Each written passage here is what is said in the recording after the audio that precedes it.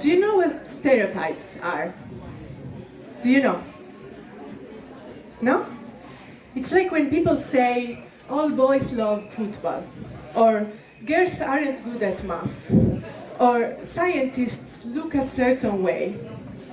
These are ideas that people repeat again and again, even if they are not true. And these ideas can make us feel like we don't belong and there is something wrong with us. So I want to tell you a story. One day I got a phone call. They said, "Hi Raffaella, we are contacting you because we would like you to take part in our TV show." And they explained to me the format. They told me that in the show, participants are divided into two categories: cool kids and math nerds.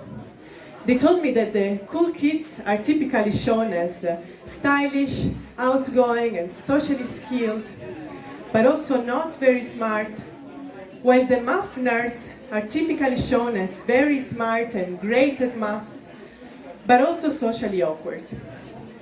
And as part of the show, participants have to compete with each other, and because of these competitions, the cool kids have to study from books and take actual exams, while the math nerds have to improve their social skills and demonstrate their progress.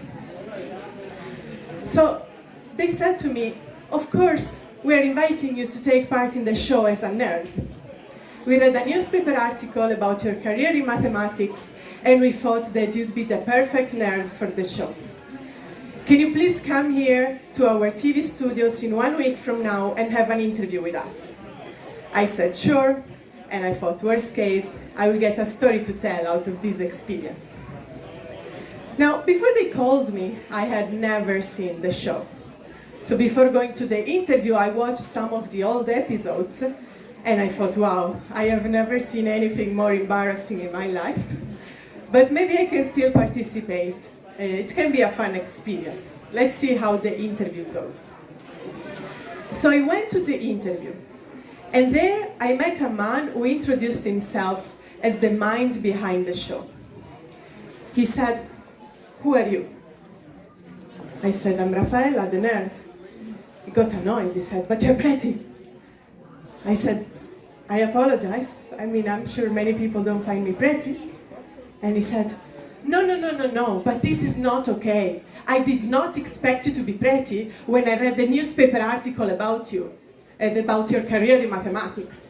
If you take part in my show, we have to work hard on your looks to make you look ugly." I said, "Okay, let's make something clear before we go on with the interview. I am only willing to participate if I can totally be myself.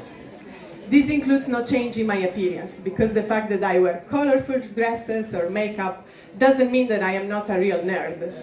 I have a PhD in mathematics, I teach mathematics at the university, and as a hobby, I visit mathematicians' graves.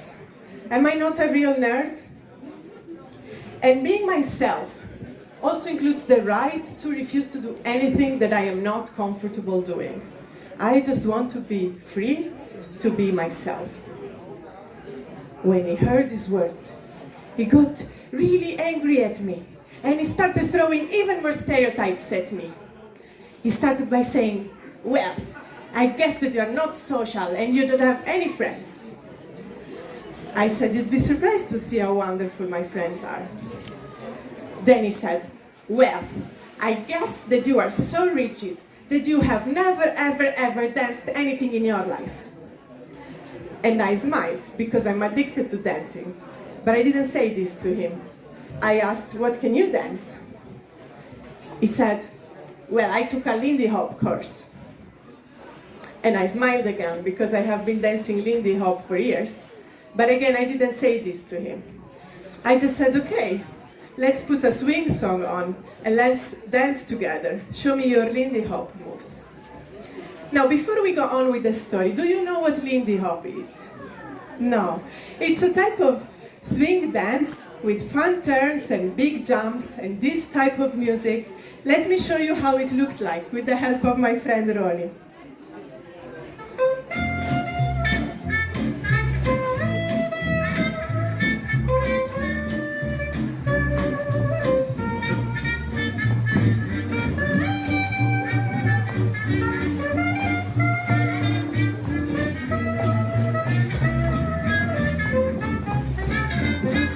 smiling, when you're smiling, when you're smiling, when you're smiling, the whole world smiles with you. And when you're laughing, when you're laughing, when you're laughing, the song. So this is how Lindy Hop looks like.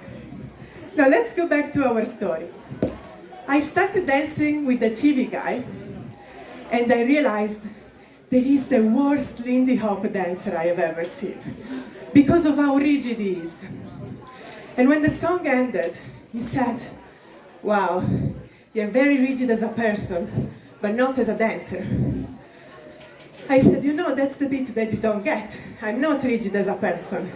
I came here with the intention of taking part in your show, but you are so rigid that you don't want me to participate while I am being myself.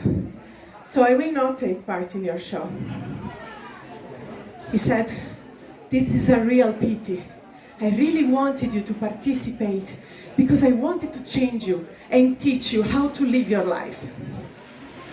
I said, "It is indeed a pity because I wanted to teach you how to dance."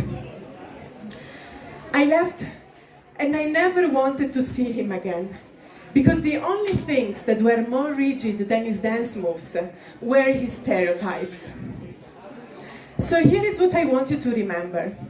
Some people like to put others into boxes, like the TV guy.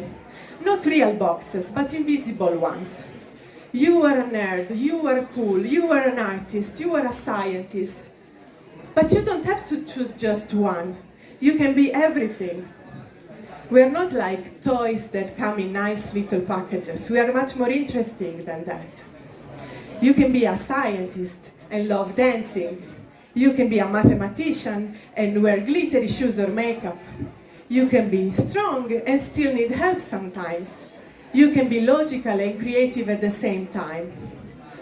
So next time someone tells you that you have to be just one thing, remember that you don't need to shrink to fit in their box.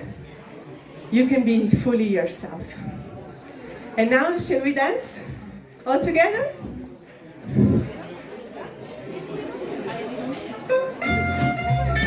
Join us.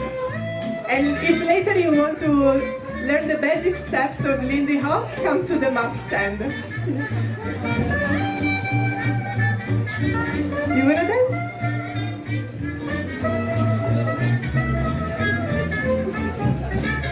When you're smiling, when you're smiling, when you're smiling, when you're smiling, the whole world smiles with you.